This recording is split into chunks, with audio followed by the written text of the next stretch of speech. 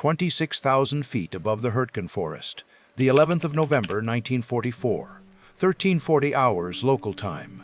The air is thin, saturated with the cold of impending winter. Inside the cockpit of a P-51D Mustang, serial number 44444F246, First Lieutenant David Deacon Mills holds his aircraft in a perfectly straight, unwavering line. His indicated airspeed is 240 miles per hour. His heading is 270 due west. He is alone, and he is being hunted. The plexiglass canopy is shattered on the port side, a spiderweb of cracks allowing the -40-degree air to blast into the cockpit. A thin trail of white glycol coolant streams from the cowling of his Packard Merlin engine, a telltale sign of a mortal wound. 200 yards behind him, closing fast, are two Focke-Wulf 90s of the Luftwaffe. Their cannons are charged, their pilots are experienced. A lone, damaged Mustang, trailing smoke and flying straight and level, is not a threat. It is a target. It is a guaranteed victory. But as they move into firing position, something is wrong. The American pilot does not react. He does not brake left or right. He does not dive for the deck. He does not attempt to outclimb them. He simply holds his course. A machine of war, stripped of its aggression, has become a statement of pure, unnerving intent. For the German pilots, this is not in the manual. The next few moments will not be a battle of machines, but a battle of minds. If you believe these stories of quiet courage and procedural excellence deserve to be remembered, please consider liking this video and subscribing to our channel. Your support allows us to continue this work. I also want to know where you're watching from today. Whether you're an aviator, a historian, or someone new to this world, leave a comment below. I read every single one. The late autumn of 1944 marks a period of grinding attrition in the skies over the Western Front. The D-Day landings have succeeded. Allied ground forces are pushing through France and into the borderlands of Germany itself. But the war is far from over. The German war machine, though battered, remains lethal and technologically advanced. The Allied combined bomber offensive, the relentless day and night campaign to destroy Germany's ability to wage war, is reaching its crescendo. By day, vast formations of American B-17 Flying Fortresses and B-24 Liberators, sometimes 1,000 strong, strike at synthetic oil plants, railway marshalling yards, and aircraft factories. By night, the Lancasters and Halifaxes of RAF Bomber Command continue the assault. The strategic goal is total economic collapse. But the cost is staggering. The Luftwaffe, though outnumbered, fights with skill and desperation to defend its homeland. German fighter pilots are often aces in a day, veterans with hundreds of combat missions. They fly some of the most formidable piston-engine fighters ever built, the agile Messerschmitt Bf-1009, and the heavily armed, brutally effective Focke-Wulf 90, known to Allied pilots as the Butcher Bird. To protect the bombers is the primary role of the United States 8th and 9th Air Force's fighter commands. Their weapon of choice is the North American P-51 Mustang. With its revolutionary laminar flow wing and the powerful two-stage supercharged Rolls-Royce Merlin engine, the P-51 has the speed, altitude, and, crucially, the range to escort the bombers all the way to targets deep inside Germany and back. The arrival of the long-range Mustang has fundamentally changed the air war. Previously, bomber formations were forced to fly unescorted beyond the range of their fighter cover, where they were savaged by the Luftwaffe. Now, the hunters have become the hunted. Mustang pilots fly fighter sweeps, ranging far ahead of the bomber stream to actively engage and destroy German interceptors before they can reach the big friends. Loss rates for both sides are horrific. In the autumn of 1944, it is not uncommon for the 8th Air Force to lose dozens of bombers and fighters on a single mission. The Luftwaffe loses aircraft and, more critically, experienced pilots at an even more unsustainable rate. New German pilots are being sent into combat with barely 100 hours of flight time, lambs to the slaughter against Allied aviators with more combat experience than their German counterparts have, total flight time. The tactical environment is one of constant, high-stakes combat. A typical mission for a P-51 pilot involves hours of intense concentration, scanning a vast, three-dimensional battle space for the minuscule black dot that could signal an attack. The weather is as much an enemy as the Luftwaffe. The skies over northern Europe are often a dense, disorienting mass of cloud, where a formation can become scattered in seconds, and a lone pilot can find himself lost and vulnerable.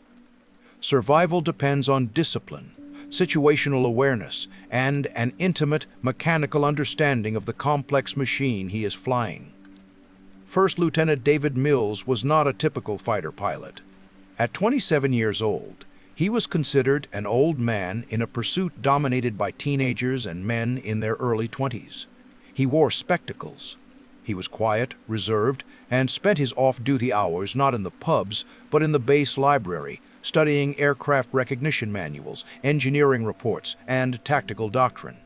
His squadron mates in the 357th Fighter Group, based at RAF Leiston, had nicknamed him Deacon, a nod to his calm, almost academic demeanor. Mills had not been a racing pilot or a barnstormer before the war. He had been a high school mathematics teacher in Ohio. When the war came, he enlisted, driven by a quiet sense of duty. His aptitude tests pointed him toward navigation or engineering, but he wanted to fly. In flight school, he was not a natural stick-and-rudder man. His instructors noted that he was competent, but not aggressive. He didn't fly by the seat of his pants, he flew by the numbers. He treated the aircraft not as an extension of his body, but as a complex system to be managed. He memorized every emergency procedure, every performance chart, every limitation in the P-51's flight manual. While other pilots learned the sound of a healthy Merlin engine, Mills learned the precise oil pressure and coolant temperature that defined it. He was a procedural pilot in a world that often rewarded aggressive instinct. He had flown over 40 combat missions. He had 2 confirmed victories, both scored not in a swirling dogfight, but in a carefully calculated high-side pass, a textbook execution of energy maneuverability theory. He was not a celebrated ace, but he was a reliable wingman. He never got lost. His aircraft was always immaculately maintained. He was the pilot you wanted watching your 6, because you knew he had already calculated the fuel required to get you both home. His commanding officer's reports described him as highly intelligent and exceptionally disciplined, but also noted a lack of appropriate aggression. In the brutally competitive world of fighter pilots, this was a backhanded compliment. But Mills was not there to become an ace. He was there to do a job. The job was to protect the bombers, and if necessary, to bring his aircraft and himself back in one piece. This methodical, almost cold, approach to the deadly business of aerial combat was about to be tested in a way that no flight manual could ever anticipate. The morning of November 11, 1944, began with a 0500 hours briefing. The target for the 8th Air Force's bombers was the synthetic oil refinery at Merseburg, deep in central Germany. Mills's squadron, part of the 357th Fighter Group, the famed Yoxford Boys, was assigned to the target support role. They would be among the last groups to escort the bombers home, a phase of the mission when Luftwaffe fighters often made their most desperate attacks. Takeoff was at 0930 hours. The weather over England was marginal, a thick layer of overcast cloud. The Mustangs climbed through it on instruments, breaking out into brilliant sunshine at 18,000 feet. They formed up and set course for Germany. The fuel state was critical. Each P-51 carried its internal fuel plus 2 external drop tanks, giving it the endurance for the 6-hour round trip. The flight to the target was uneventful. They met the stream of B-17s, heavy and slow, their contrails painting white lines across the blue sky. The bombers were a magnet for trouble. As they approached the target area, the first sign of trouble appeared on the radio. "Bandits, bandits, 6 o'clock high, Angels 2-5. A formation of FW-100 was diving on the bombers. Mills's flight leader rolled his aircraft over and dove to intercept. Mills followed, his eyes scanning the sky, his thumb on the gun trigger. The air became a chaotic melee of twisting, turning aircraft. A B-17, its wing on fire, began to spiral down. Parachutes blossomed against the dark green of the German landscape below. Mills engaged a 100, firing a short, accurate burst.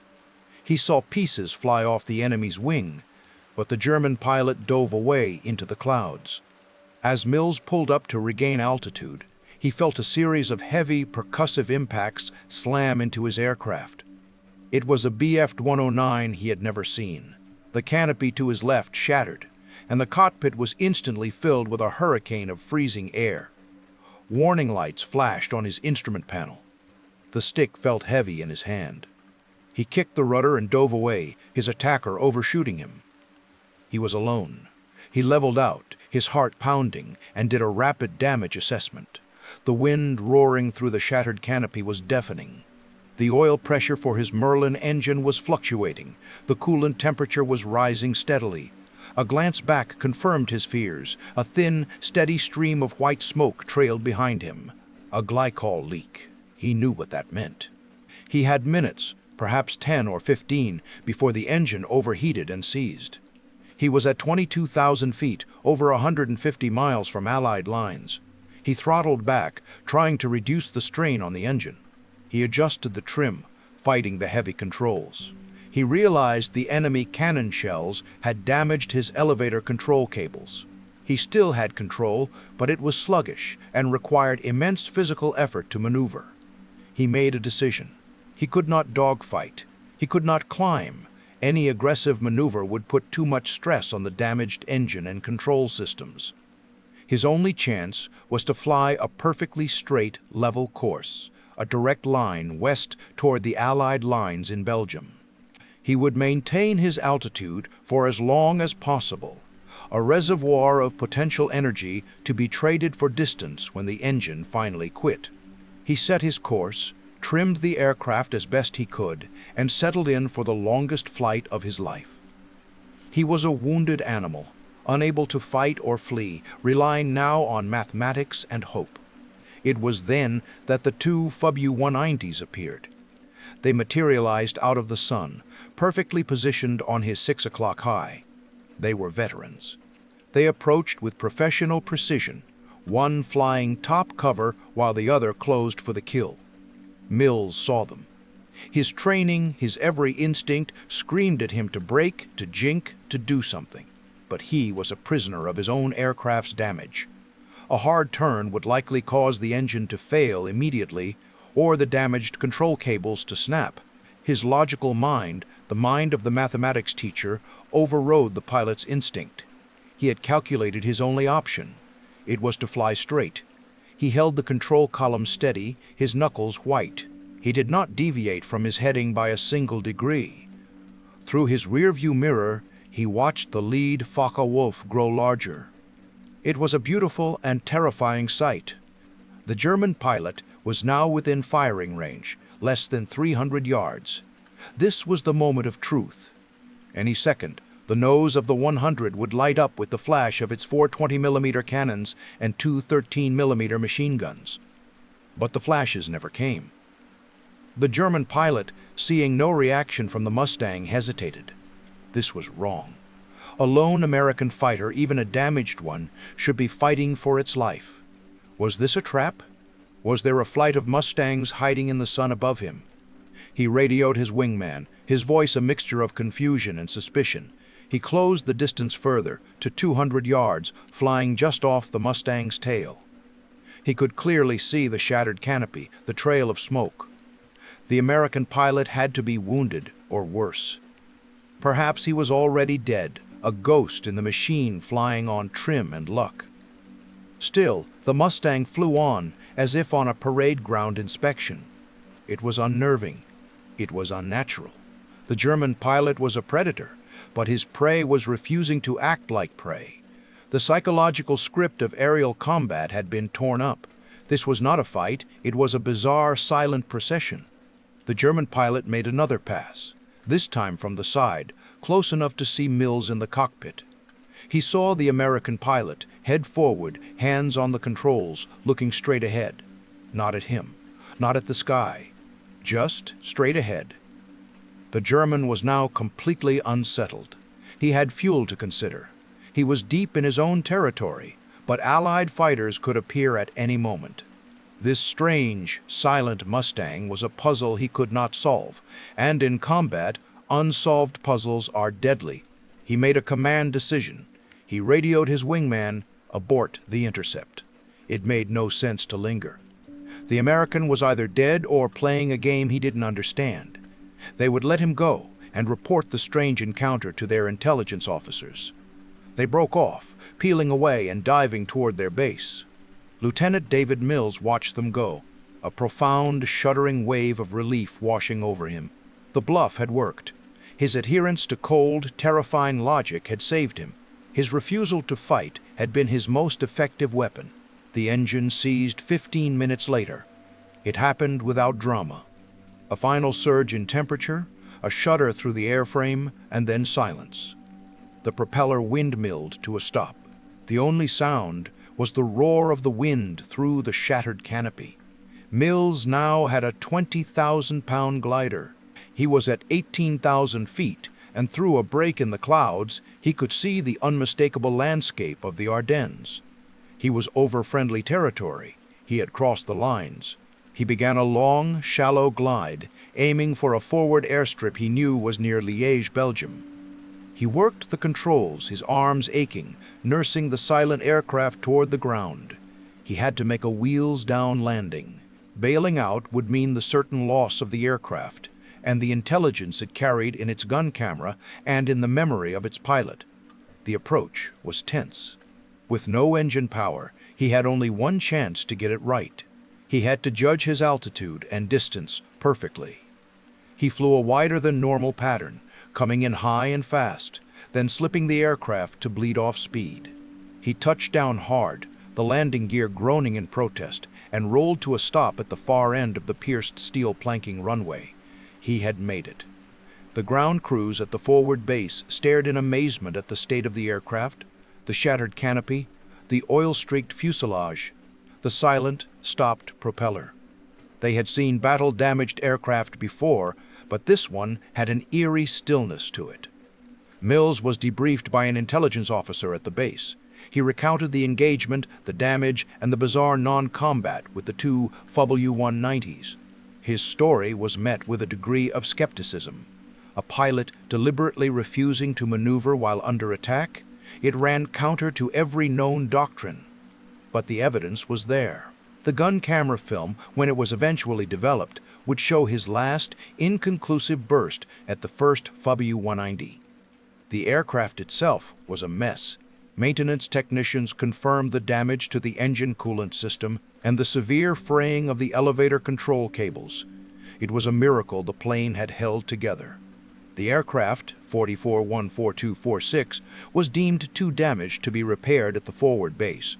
It would eventually be salvaged for parts. Mills was flown back to RAF Leiston the next day.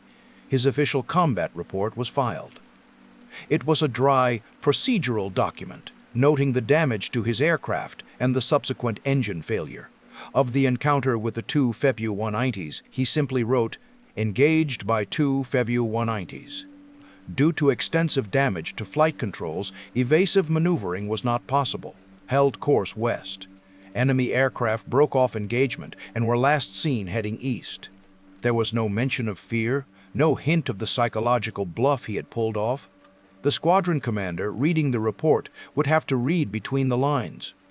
Verification of the German side of the story would only come years after the war, with the careful cross-referencing of Allied and German combat reports by historians. It would be in these dry, archived records that the story of two W-190 pilots from Jagdgeschwader 26 reporting a strange encounter with a lone, unresponsive Mustang on November 11, 1944, would finally corroborate Mills's laconic report. For his actions, Lieutenant Mills received no special commendation. He was simply a pilot who had been shot up and had, through a combination of skill and luck, managed to bring his aircraft home. The long-term impact of Lieutenant Mills's ordeal was subtle, but significant within the culture of his squadron and group. The story of the Deacon's Bluff became a piece of squadron lore, a tale told in the officers' club as a lesson in the unpredictability of combat. It served as a powerful, real-world example of how a pilot's mindset could be as potent a weapon as his machine guns. It demonstrated that in certain desperate situations, breaking from tactical orthodoxy could create a life-saving advantage. While official training doctrine would never be changed to include fly straight and hope the enemy gets confused, the incident reinforced the value of psychological factors in aerial warfare. It was a reminder that the enemy was not a machine, but a thinking human being, susceptible to doubt, confusion, and suspicion. A pilot who could manipulate those factors could gain a critical edge. For Mills himself, the event was a quiet validation of his approach to flying. His survival had not been the result of aggressive maneuvering or superior stick-and-rudder skills. It had been the product of a clear, cold, logical assessment of a complex problem, followed by an act of immense self-discipline. He had treated the emergency as an engineering problem to be solved, not a fight to be won. He had calculated the odds and played the only hand he had. His reputation in the squadron shifted. The nickname Deacon was now used with a newfound respect. He was still the quiet, bookish pilot, but his comrades now understood that beneath his academic exterior was a core of pure, unyielding steel. The incident, though a minor footnote in the grand scale of the air war, contributed to the ever-evolving body of knowledge about combat survival. Every after-action report, every pilot debrief added another data point, another lesson that could be passed on to new pilots. The lesson from Mills's flight was a strange one sometimes. The most effective maneuver is no maneuver at all. The sky over Germany is peaceful now. The contrails that fill the air are from commercial airliners, not fleets of bombers and fighters. The forests that once hid flak batteries and fighter bases are quiet. The airfields from which men like David Mills flew are now often industrial parks or quiet farming communities, the concrete runways cracked and overgrown with grass. The machines of that war, the Mustangs and the Focke-Wulfs, are now priceless relics, lovingly maintained and flown only on special occasions, their deadly purpose transformed into a noisy, beautiful spectacle. What remains from that day is the story. A story not of a great victory or a devastating loss, but of a quiet, internal struggle. It is a testament to the fact that courage is not always loud. Sometimes it is the silence of a man holding a course, trusting in his own logic against the screaming instinct for self-preservation. It is a story about the human mind as a weapon, about the power of discipline to overcome chaos. Lieutenant David Mills survived the war. He flew another 20 missions before his tour ended. He returned to Ohio, to his wife, and to his life as a mathematics teacher. He rarely spoke of the war and never of the day he flew a silent, straight line through the heart of the German air defense. His was a private victory, measured not in medals or headlines, but in the simple, profound fact of his own survival.